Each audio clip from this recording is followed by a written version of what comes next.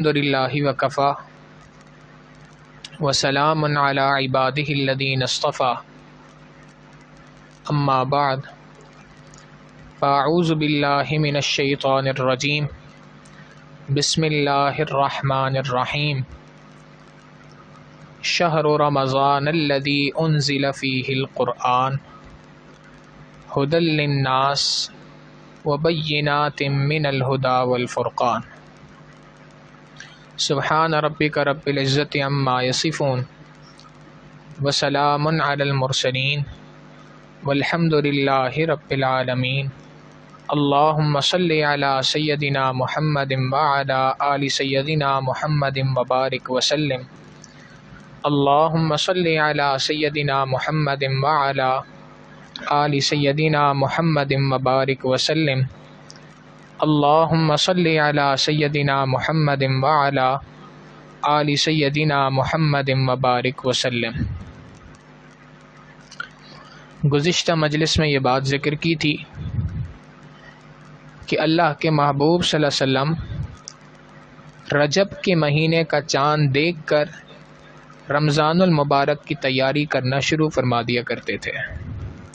چنانچہ رجب کا چاند دیکھ کر نبی علیہ السلام دعا مانگا کرتے تھے، اللہم بارک لنا فی رجب و شعبان وبلغنا رمضان، اے اللہ ہمارے لیے رجب اور شعبان میں برکتیں عطا فرما اور ہمیں خیر و عافیت کے ساتھ رمضان المبارک تک پہنچا۔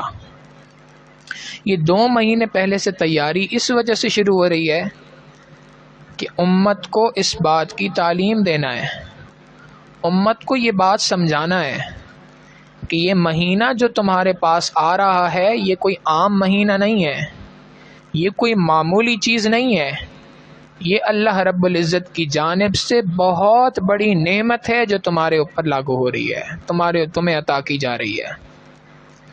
چنانچہ کتابوں میں یہ بات لکھی ہے، سلف صالحین نے اس بات کو ذکر کیا کہ اگر اللہ رب العزت نے اس امت کو عذاب دینے کا ارادہ کر رکھا ہوتا تو اس امت کو رمضان المبارک کا مہینہ عطا نہ کرتے۔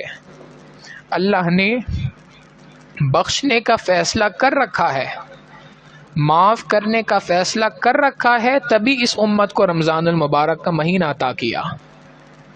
چنانچہ ہم اپنے بڑوں کی زندگی کے اندر دیکھیں، اکابرین کی زندگی میں دیکھیں تو رمضان المبارک کی تیاری کا عجیب و غریب انداز نظر آتا ہے۔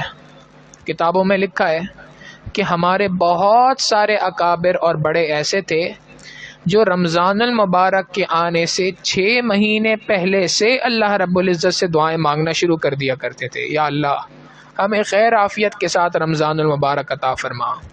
اور رمضان کا مہینہ جب چلے جاتا تھا تو 6 مہینے اس رمضان المبارک میں کی گئی عبادات کی اللہ رب العزت سے قبولیت مانگا کرتے تھے، یا اللہ جو عبادت کی ہے اس کو قبول کر لے۔ تو پورا سال اس رمضان المبارک کے گرد گھومتا تھا، اور وجہ یہ ہے کہ یہ رمضان المبارک کا مہینہ یہ پورے سال کے لیے ایک تھرمامیٹر کی مانند ہے، لٹمس ٹیسٹ کی مانند ہے۔ شیخ الحدیث حضرت مولانا زکریا رحمۃ اللہ علیہ نے ارشاد فرمایا کہ جس شخص کا رمضان ترتیب کے ساتھ گزرے گا، اللہ کی عبادت کے اندر گزرے گا، جس کا رمضان ٹھیک، اس کا پورا آنے والا سال ٹھیک گزرے گا، جس کا رمضان منتشر، آگے آنے والا پورا سال منتشر ہوگا۔ آئندہ آنے والے 1 سال کے تمام کی تمام عبادات کا دار و مدار اس رمضان المبارک کے مہینے کے اوپر ہے۔ چنانچہ امت کے اندر جو بڑے بڑے اکابرین تھے، وہ جب کسی 2 افراد کا شخصیت کا موازنہ کرنا چاہتے تھے کہ کون بڑا اللہ والا ہے، کس کی نیکیاں زیادہ ہیں، تو چیک کیا کرتے تھے، دیکھا کرتے تھے کس کی زندگی میں رمضان کتنے آئے۔ جس کی زندگی میں رمضان المبارک کا مہینہ زیادہ آیا کرتا تھا وہ ان کے نزدیک زیادہ بڑا اللہ کا مقرب ہوتا تھا، اس لیے کہ اس نے ایک رمضان دوسرے کے مقابلے میں زیادہ پایا تو اس نے اللہ کی رحمتوں کو اپنی طرف زیادہ متوجہ کیا۔ تو یہ بہت اہم مہینہ ہے، اس مہینے کی تیاری رمضان کے آنے سے پہلے کرنے کی ضرورت ہے۔ کوتاہی ہماری طرف سے یہ ہوتی ہے کہ کہ ہم رمضان المبارک کے آنے سے پہلے رمضان کی تیاری نہیں کرتے. جب رمضان کا مہینہ سر پہ پڑتا ہے تب ارادہ کرتے ہیں کہ جی آج کل سے رمضان ہے تو اب میں نے روزانہ اتنے پاروں کی تلاوت کرنی ہے، اتنے اعمال یہ کرنے ہیں، اتنی تسبیح پڑھنی ہے، یہ عمل کرنا ہے، اتنی تہجد پڑھنی ہے، اور یہ گناہ گزرے. پچھلے 11 مہینے اس طرح کی عبادت میں نہیں گزرے تو انسان کے اندر رمضان کے آتے ہی کوئی جاپانی بیٹری فٹ نہیں ہو جاتی کہ جو شخص پہلے 1 پارہ تلاوت نہیں کر رہا تھا اچانک سے 5 پارے تلاوت کرنا شروع کر دے گا. چنانچہ پوری تیاری کے ساتھ 3 پارے پڑھنے ہیں، 2 رکوع پڑھتے ہیں، تھک جاتے ہیں، اس لیے کہ تیاری جیسے کرنی تھی، جو رمضان کے اندر جو عادت بنانی تھی وہ عادت تو بنی نہیں تھی پہلے سے. پھر سوچا تھا اس مرتبہ گناہ نہیں کرنے، یکم رمضان یا 2 رمضان ہوتی ہے، آنکھوں کی غلط استعمال ہو جاتا ہے، جھوٹ زبان سے نکل جاتا ہے، زبان کا غلط استعمال ہو جاتا ہے، پھر وہ جو سارا ٹیمپو بنا ہوتا ہے، ایک پورا ذہن میں ایک سوچ اور ایک زاویہ ہوتا ہے، وہ سب کا سب پہاڑ بکھر کے شیرازہ ہو جاتا ہے. پھر بندہ سوچتا ہے یار میں تو اس رمضان میں کچھ کر ہی نہیں سکتا. چنانچہ آپ دیکھیں رمضان کا مہینہ شروع ہوتا ہے، مسجد کے اندر بہت زیادہ نمازیوں کی کثرت ہو جاتی ہے. جیسے جیسے رمضان کا مہینہ آگے بڑھتا ہے نمازیوں کی تعداد کم ہونا شروع ہو جاتی ہے. وجہ یہی ہے. اور ہمارے بڑوں نے اس کو ایک مثال سے سمجھایا. جو لوگ باکسنگ کا مقابلہ کرتے ہیں، لڑائی کرتے ہیں، مقابلہ کرتے ہیں، وہ رنگ کے اندر آ کے تیاری نہیں کرتے. رنگ کے اندر دوسرے کو ناک آؤٹ کرنے کے لیے رنگ سے باہر تیاری ہوتی ہے. چنانچہ رنگ سے پہلے، اندر مقابلے سے پہلے آپ دیکھیں باکسر جو ہوتے ہیں اپنے گھروں میں، اپنی جگہوں کے اوپر انہوں نے بڑے بڑے تھیلے جو ہے، بوریاں ہوتی ہیں، اس کے اندر مٹی کو بھر کے رکھا ہوتا ہے، اس پہ پنچ لگا رہے ہوتے ہیں. بھائی تم اس مٹی کو مار کے کیا فائدہ حاصل کر رہے ہو؟ جواب یہی ملتا ہے کہ جناب ہم پریکٹس کر رہے ہیں رنگ میں اترنے کی. جو کوئی شخص بھی رنگ میں اترنے سے پہلے پریکٹس نہیں کرتا کہ جی دیکھا جائے گا رنگ میں اترنے کے بعد کیا ہوگا، تو وہ تو پھر پہلا پنچ لگتا ہے اور ناک آؤٹ ہو جاتا ہے. جو رنگ میں اترنے سے پہلے تیاری کر رہا ہوتا ہے کہ میرے پاس پنچ آئے گا تو میں یہاں سے بچاؤں گا اور ایسے کر کے ماروں گا، وہ رنگ میں جاتا ہے سامنے والے کو ناک آؤٹ کر جاتا ہے. بعین ہی یہی مثال ہے. جو کوئی شخص بھی رمضان المبارک کے آنے سے پہلے رمضان کی تیاری کرے گا وہ شخص رمضان المبارک کی خیر اور برکتوں سے فائدہ اٹھا سکتا ہے. اور جو کوئی شخص بھی رمضان المبارک کے آنے سے پہلے رمضان کی تیاری نہیں کرے گا وہ اللہ رب العزت کی طرف سے خیر اور برکتیں جو اتر رہی ہیں ان خیر اور برکتوں میں سے کوئی حصہ نہیں پا سکتا. چھوٹی سی مثال ہے، تیز موسلادھار بارش ہو رہی ہو، انسان ایک شیشے کے کمرے میں بند ہو تو اس کو کسی قسم کی بارش سے کوئی لطف اور مزہ نہیں حاصل ہو سکتا. شیشے کے کمرے میں بند ہے، بارش سے لطف اندوز ہونا ہے تو اس شیشے کے کمرے سے باہر جانا ہوگا. جو کوئی شخص بھی رمضان المبارک سے پہلے رمضان کی تیاری نہیں کرتا اگرچہ اللہ رب العزت کی رحمتوں کو اپنی آنکھوں سے اترتا ہوا دیکھ رہا ہوتا ہے مگر ان کو صحیح طور پہ سمیٹتا نہیں ہے، سمیٹ نہیں پاتا. بارش کتنی ہی تیز کیوں نہ ہو، اگر برتن الٹا پڑا ہو تو برتن کبھی بھی نہیں بھر سکتا. اور اگر بارش ہلکی پھلکی بوندا باندی بھی ہو رہی ہو، برتن سیدھا ہو، ایک نہ ایک دن ایک نہ ایک وقت آئے گا کہ وہ برتن بھر جائے گا. تو اصل بات یہ ہے کہ رمضان المبارک کے آنے سے پہلے اپنے آپ کو اس رمضان المبارک کے لیے تیار کرنا، اس رمضان المبارک کے لیے کمر کسنا نبی علیہ الصلوۃ والسلام کی سنت مبارکہ ہے.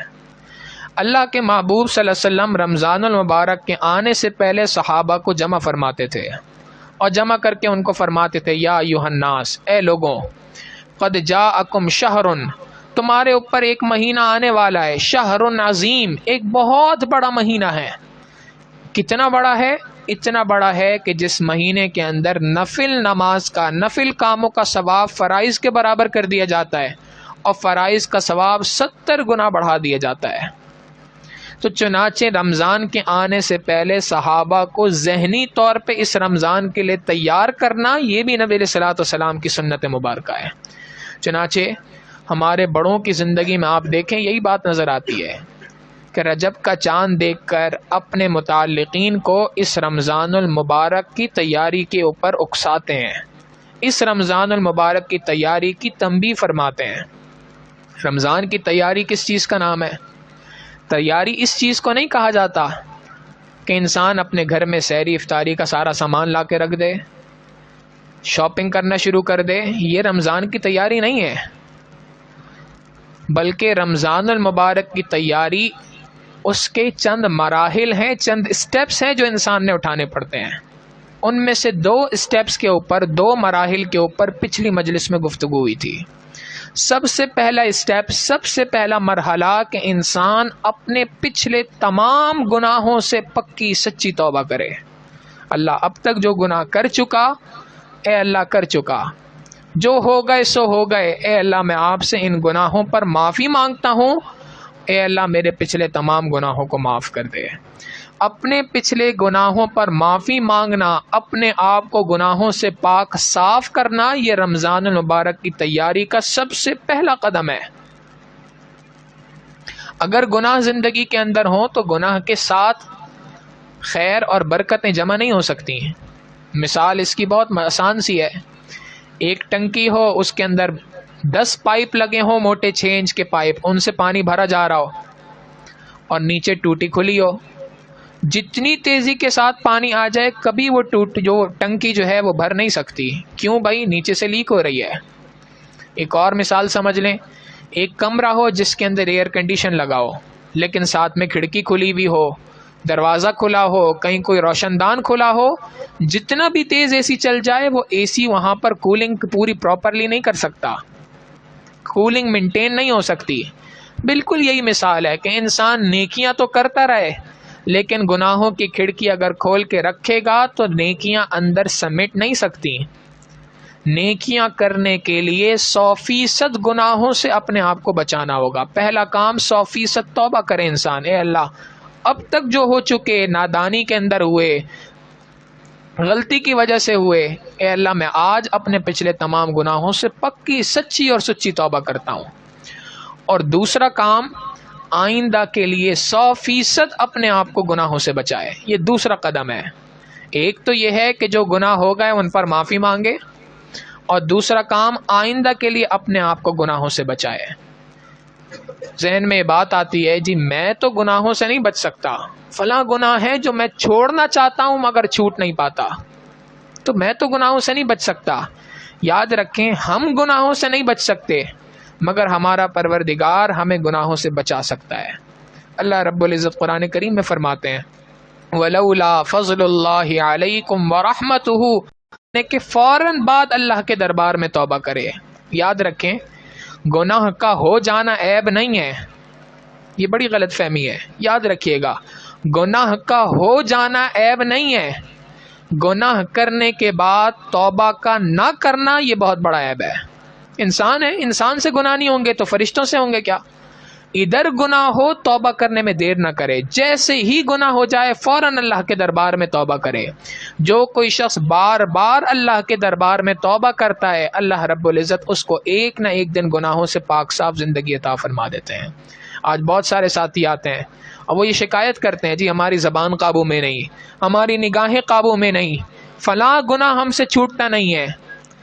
یقین جانیے، اس بات کی پابندی کر لیجئے کہ جیسے ہی گناہ ہو جائے فوراً تازہ وضو کریں، اللہ کے دربار میں 2 رکعت نفل پڑھ کے معافی مانگیں، اے اللہ انسان ہوں، غلطی ہو گئی، آپ نے معافی کا دروازہ مجھ پر کھول رکھا ہے، اے اللہ میرے گناہ کو معاف کر دے۔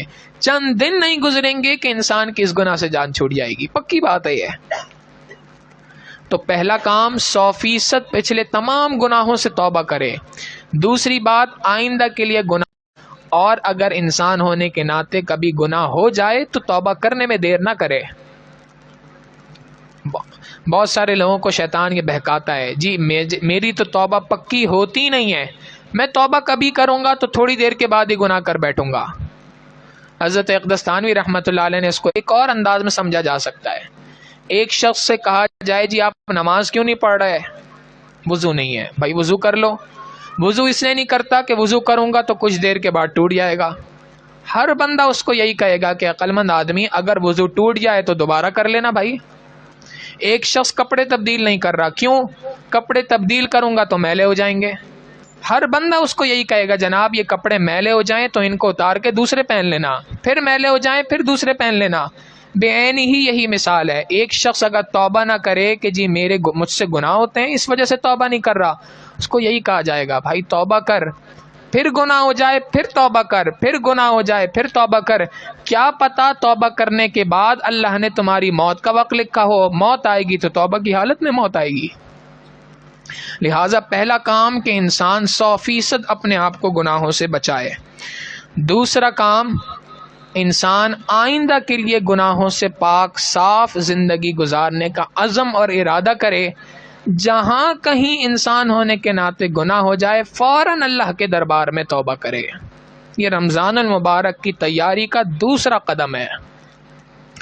اور تیسرا قدم رمضان المبارک کی تیاری کا یہ ہے کہ مخلوق خدا کے ساتھ غمخواری کا معاملہ کرے۔ نبی علیہ الصلوۃ والسلام نے فرمایا شہر رمضان شہر المواسات، یہ رمضان المبارک کا مہینہ تو غمخواری کا مہینہ ہے۔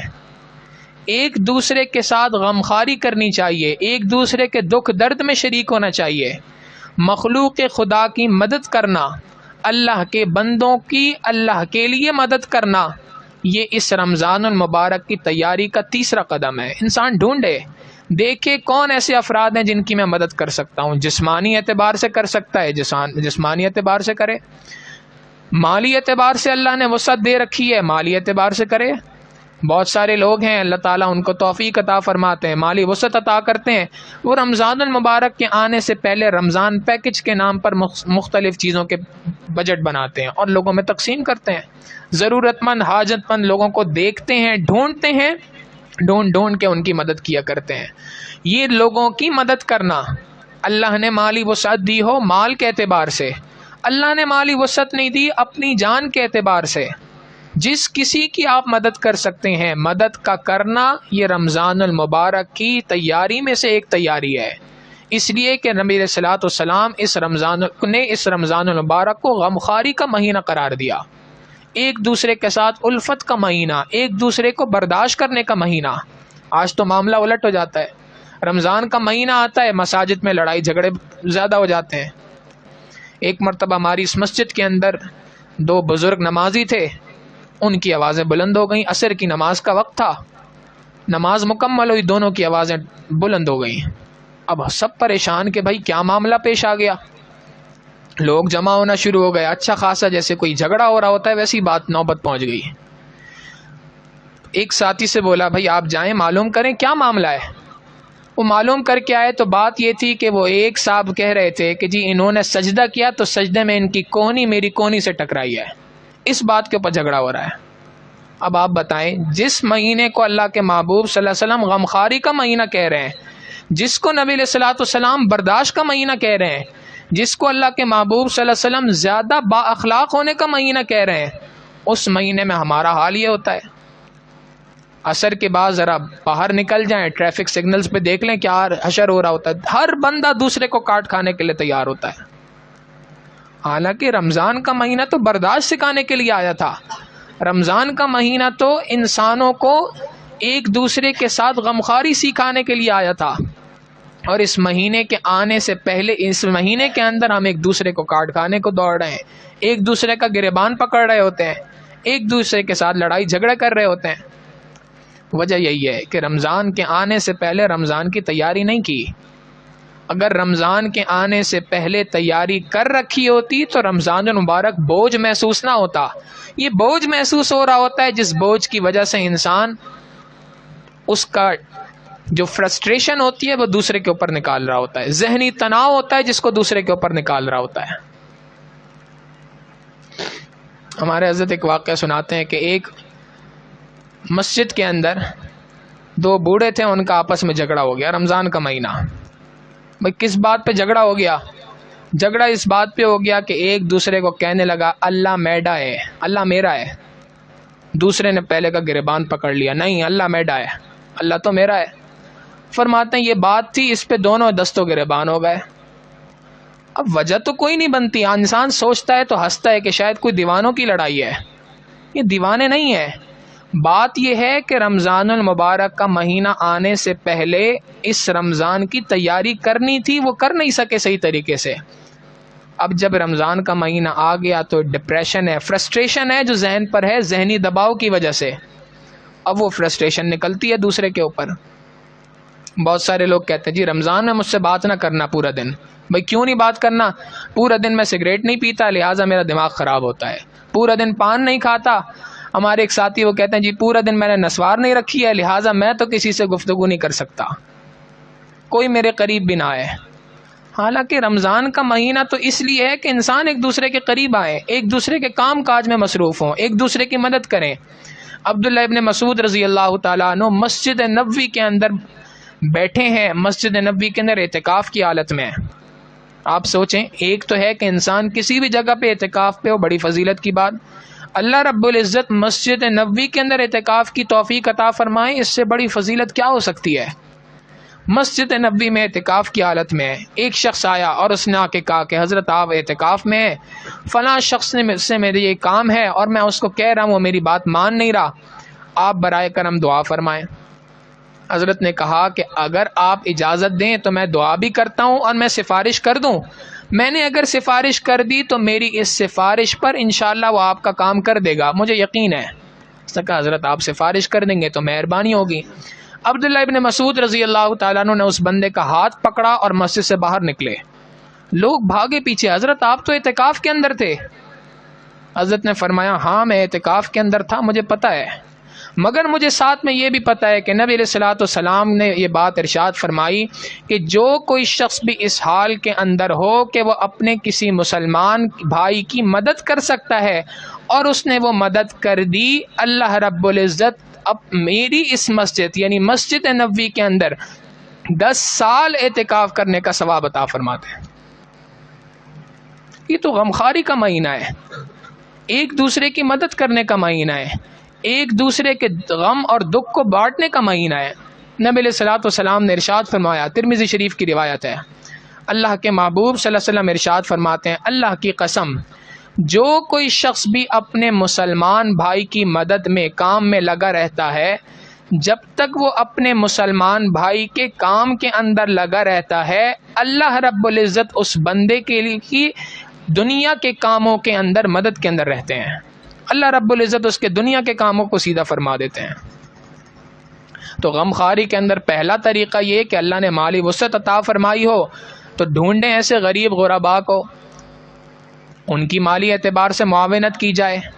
مالی اعتبار سے معاونت نہیں کر سکتے، ان کی طرف ان افراد کو متوجہ کر سکتے ہیں کہ جن کو اللہ نے وسعت عطا کی ہے، متوجہ کریں۔ یہ بھی نہیں کر سکتے، بدنی اعتبار سے جسمانی اعتبار سے ان کی مدد کر سکتے ہیں، مدد کرے بندہ۔ کوئی کام ہے کسی کا، اپنے محلے کے اندر اپنے شہر کے اندر دیکھے ایسے افراد ہیں، ایسے گھر ہیں کہ جہاں پر مرد موجود نہیں ہیں اور وہاں پہ خواتین کو گھر کی چیزیں لانے کے لیے کسی مرد کی ضرورت ہے، اپنی خدمات کو پیش کریں۔ یہ رمضان المبارک کی تیاری میں سے ایک تیاری ہے جس کو ہم آج نیکی سمجھتے نہیں ہیں، اور ان میں سے بھی کوئی کام نہیں کر سکتے۔ آخری درجہ یہ کہ اپنے مسلمان بھائیوں کے لیے دعا کریں۔ حدیث مبارکہ کے الفاظ ہیں، نبی علیہ الصلوۃ والسلام نے ارشاد فرمایا، جو کوئی شخص بھی اپنے مسلمان بھائی کے لیے اس کے پیٹھ پیچھے دعا کرتا ہے، اللہ رب العزت اس بندے کے اوپر ایک فرشتے کو مقرر فرما دیتے ہیں جو اس بندے کی جانب سے اس دعا کو اسی بندے کے حق میں قبول کرا رہا ہو، اس بندے کے لیے مانگ رہا ہوتا ہے، یا اللہ اس دعا کو اس بندے کے حق میں بھی قبول فرما۔ اب ایک انسان دوسرے کے لیے مانگ رہا ہو، یا اللہ اس کو مالی اعتبار سے وسعت عطا فرما، اس کو ملنی ہے کہ نہیں ملنی یہ تو اللہ کا فیصلہ ہے، لیکن اس بندے کو پکی بات ہے کہ ملنی ہے۔ دوسرے مسلمان بھائی کے لیے دعا مانگ رہا ہے، یا اللہ اس کو گناہوں سے محفوظ فرما، وہ گناہوں سے محفوظ ہوگا کہ نہیں ہوگا یہ ایک الگ ٹاپک، لیکن یہ شخص گناہوں سے پاک صاف ہو جائے گا، فرشتے کی دعا اس کے حق میں ہوگی۔ اپنے مسلمان بھائی کے لیے دعا پکی ہے کہ اللہ رب العزت اس مانگنے والے شخص کو گاڑی اور مکان عطا فرمائیں گے، دنیا کی بھلائیاں ہوں آخرت کی بھلائیاں ہوں، ساری دوسرے مسلمان بھائی کے لیے مانگا، یہ بھی غمخواری کا حصہ ہے۔ تو رمضان المبارک کی تیاریوں کا تیسرا مرحلہ یہ ہے کہ انسان غم خواری کرے، خدمت ہے اور بہت بڑا حصہ ہے. لوگوں کو نماز کی طرف بلائے، دین کی طرف بلائے، دین کی دعوت کی طرف بلائے، نیکی کی طرف بلائے. دین کی جو خدمت بھی اللہ رب العزت لے لے یہ ہمارے لیے توفیق ہے، یہ ہمارے لیے بہت بڑی سعادت ہے. یاد رکھیں نہ اللہ رب العزت ہمارے محتاج ہیں، نہ اللہ کا دین ہمارا محتاج ہے. ہم اللہ کے محتاج، ہم اللہ کے دین کے محتاج ہیں. منت منے کے خدمت سلطان ہمیں کن، منت ازو شناس در خدمت گزار کمی. اے دوست تو بادشاہ پہ احسان نہ جتلا کہ تو اس کی خدمت کر رہا ہے. بادشاہ کی خدمت کرنے والے لاکھوں ہیں، یہ بادشاہ کا تجھ پر احسان ہے کہ اس نے تجھے اپنی خدمت کے لیے قبول کر لیا. اللہ کے تو لاکھوں بندے ہیں. اللہ رب العزت اگر ہمیں اپنے دین کی خدمت کے لیے قبول کر لے یہ اللہ کا ہم پر احسان ہے، یہ اللہ کا ہم پر فضل ہے کہ اللہ رب العزت ہمیں دین کی خدمت کے لیے قبول کر لے. لہٰذا سب سے پہلا کام رمضان المبارک کی تیاری کا یہ کہ انسان 100% اپنے پچھلے تمام گناہوں سے پکی سچی توبہ کرے. دوسرا کام آئندہ کے لیے گناہوں سے پاک صاف زندگی گزارنے کا ارادہ کرے، اور پھر اگر گناہ ہو جائے تو اس گناہ پر اللہ رب العزت سے معافی مانگے. تیسرا کام مخلوق خدا کی خدمت کرے، غم خواری کرے. اور یہ کام نبی علیہ الصلوۃ والسلام رجب کے مہینے سے شروع فرما دیا کرتے تھے. دیکھیں ایک شخص کو خدمت کرنے کی عادت ہی نہ ہو تو روزے کی حالت میں کیسے خدمت کرے گا؟ روزے کی حالت میں خدمت تو وہ کر سکتا ہے جس کو عام دنوں کے اندر خدمت کی عادت ہو. لہٰذا خدمت کی عادت ابھی سے بنائیں. والدین کی خدمت ہو، اساتذہ کی خدمت ہو، اپنے رشتہ داروں کی خدمت ہو، پڑوسیوں کی خدمت ہو، جس کسی کی خدمت کی بھی اللہ رب العزت توفیق عطا فرمائے. مخلوق خدا میں کوئی ہو اس کی خدمت کی اللہ توفیق عطا فرمائے، اس کو اپنے لیے سعادت سمجھیں. اور چوتھا کام کرنے کا یہ ہے کہ صدقات کا اہتمام کریں. نبی علیہ الصلوۃ والسلام کے بارے میں حضرت عائشہ صدیقہ رضی اللہ تعالیٰ عنہ ارشاد فرماتی ہیں کہ جب رمضان المبارک کا مہینہ آتا تھا تو اللہ کے محبوب صلی اللہ علیہ وسلم کثرت کے ساتھ صدقہ دیا کرتے تھے. کان النبی صلی اللہ علیہ وسلم ہوا اجود الناس، لوگوں میں سب سے زیادہ سخی تھے اللہ کے محبوب صلی اللہ علیہ وسلم.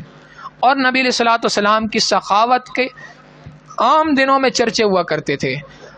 مگر فرماتی ہیں کہ جب رمضان المبارک کا مہینہ آتا تھا تو اللہ کے محبوب صلی اللہ علیہ وسلم اس طریقے سے اپنے مال کو خرچ کیا کرتے تھے گویا کہ موسلا دھار بارش برس رہی ہو. اور یہ جو رمضان المبارک کا خرچ کرنے کا معمول تھا یہ رجب سے شروع ہو جاتا تھا. رجب میں خرچ کرنا شروع کر دیتے تھے، پھر شعبان میں کچھ مزید تیزی آ جاتی تھی. رمضان المبارک میں جا کر یہ جو خرچ کرنا اللہ کے راستے میں صدقہ دینا ہے اس کی تعداد، اس کی کوانٹٹی بہت زیادہ بڑھ جایا کرتی تھی. تو لہٰذا ابھی سے نفلی صدقات دینے کی نیت کرے انسان. یاد رکھیں صدقہ صرف لاکھوں میں نہیں ہوتا کہ ایک انسان کہے جی میرے پاس تو لاکھوں ہے ہی نہیں، ہزاروں ہے ہی نہیں، میں کہاں سے صدقہ کروں. اگر آپ 100 روپے کماتے ہیں تو 100 روپے میں سے 10 روپے اللہ کے راستے میں خرچ کریں، 5 روپے اللہ کے راستے میں خرچ کریں. اپنی استطاعت کے مطابق تھوڑا سا مال بھی اللہ کے راستے میں خرچ کریں گے، وہ اللہ کے راستے میں خرچ کرنا شمار ہوگا. دیکھیں سیدنا صدیق اکبر رضی اللہ تعالیٰ عنہ تبوک کے موقع پہ جو مال لے کے آئے تھے وہ عثمان غنی رضی اللہ تعالیٰ عنہ کے مال کے مقابلے میں کوئی حیثیت نہیں رکھتا تھا، 10% بھی نہ تھا اس کا. مگر اس کے باوجود جو فضیلت تبوک کے موقع پہ سیدنا صدیق اکبر رضی اللہ تعالیٰ عنہ کو ملی وہ کسی اور کو نہیں ملی. کیوں؟ جو کچھ تھا سارا کا سارا لے آئے. اب ایک شخص اگر 10 روپے خرچ کرتا ہے اس کی مالی وسعت 100 روپے کی ہے، 100 میں سے 10 خرچ کر رہا ہے تو وہ 10% خرچ کر رہا ہے. اور ایک 1000 میں سے 10 روپے خرچ کر رہا ہے تو وہ تو 1% خرچ کر رہا ہے. اگر 1000 میں سے 150 خرچ کر رہا ہے تو 1.5% خرچ کر رہا ہے. لہٰذا اصل چیز ہے اخلاص کا ہونا. اصل چیز ہے اخلاص کے ساتھ انسان خرچ کرے، جو اس کی مالی وسعت ہے اس کے اعتبار سے روزانہ کی بنیاد پر نیت کر لے کہ میں نے کچھ نہ کچھ مال اللہ کے راستے میں خرچ کرنا ہے. جیسے جیسے رمضان المبارک کا مہینہ قریب آتا جائے اس مالی وسعت کو بڑھاتا جائے، اس مالی صدقات کو بڑھاتا جائے. یاد رکھیں مال خرچ کرنے سے اللہ کے راستے میں مال کم نہیں ہوتا. یمحق اللہ الربا ویربی الصدقات، اللہ رب العزت سود کو گھٹاتا ہے، صدقات کو بڑھاتا ہے. یہ صدقات وہ چیز ہے کہ اللہ رب العزت اس کو بڑھاتے ہیں. عام طور پہ ایک اللہ والے تھے، انہوں نے ایک مجلس کے اندر کہ ایک ساتھی کو، ایک طالب علم تھا، ان کو کھڑا کیا اور ان سے بولا کہ جی اگر آپ کے پاس 100 روپے ہوں اور آپ نے 100 میں سے 10 روپے اللہ کے راستے میں خرچ کر دیے تو بتاؤ کتنے بچے؟ اس نے کہا جی یہ تو بڑا آسان سا جواب ہے، 90 روپے بچے۔ میں نے کہا نہیں، دیکھو اللہ رب العزت کا وعدہ ہے، جو کوئی شخص بھی اللہ کے راستے میں 1 روپیہ خرچ کرے گا اللہ رب العزت کم از کم اس کو 10 گنا لوٹائیں گے۔ فرمانے لگے 10 روپے خرچ کیے ہیں تو 10 روپے کا 10 گنا 100 روپے بنتے ہیں، 90 روپے پہلے تھے، 100 روپے اب ہو گئے، تو گویا اس کے مال میں 190 روپے آ گئے۔ یہ یقین دل کے اندر ہونا چاہیے۔ ہاں اللہ رب العزت فرماتے ہیں من ذا الذی یقرض اللہ قرضا حسنا، کون ہے جو اللہ رب العزت کو قرض دے، اللہ رب العزت کو بہترین قرض دے، فیضاعفہ لہ ولہ اجر کریم، اللہ رب العزت اس مال کو، اس قرض کو دگنا تگنا کر کے واپس فرمائیں گے۔ تو اللہ کے راستے میں مال کا خرچ کرنا یہ بھی رمضان المبارک کی تیاریوں میں سے ایک تیاری ہے۔ تو 2 باتیں پچھلی مجلس کے اندر ذکر کی تھیں کہ ایک یہ کہ انسان پکی توبہ کرے پچھلے گناہوں سے، دوسری بات آئندہ گناہوں سے پاک صاف زندگی گزارنے کا عزم کرے، اور 2 باتیں اس مجلس کے اندر ذکر کی، ایک یہ کہ انسان مخلوق خدا کے ساتھ غمخواری کا معاملہ کرے، اور دوسری بات نفلی صدقات کا اہتمام کرے۔ انشاءاللہ اس موضوع کو بقیہ اگلی مجالس کے اندر ذکر کریں گے۔ اللہ رب العزت ہمیں رمضان المبارک کی صحیح معنوں میں تیاری کرنے کی توفیق عطا فرمائے۔ حقیقت یہ ہے کہ امام ربانی مجدد الفسانی رحمۃ اللہ علیہ کا یہ ارشاد ہمیں اپنے دلوں میں باندھ لینا چاہیے، دلوں میں محفوظ کر لینا چاہیے۔ فرمایا کرتے تھے حضرت نے اپنے مکتوبات میں یہ بات لکھی ہے کہ رمضان المبارک کے مہینے میں اللہ رب العزت کی رحمتیں اور برکتیں اتنی اترتی ہیں کہ رمضان المبارک کا ایک لمحہ کسی گناہ گار کو اللہ کا ولی بنانے کے لیے کافی ہے۔ کاش کہ اللہ رب العزت اس رمضان المبارک کے صدقے ہمیں بھی ولایت کا نور عطا فرمائے، اپنے اولیاء میں شامل فرمائے۔ وآخر دعوانا ان الحمد للہ رب العالمین۔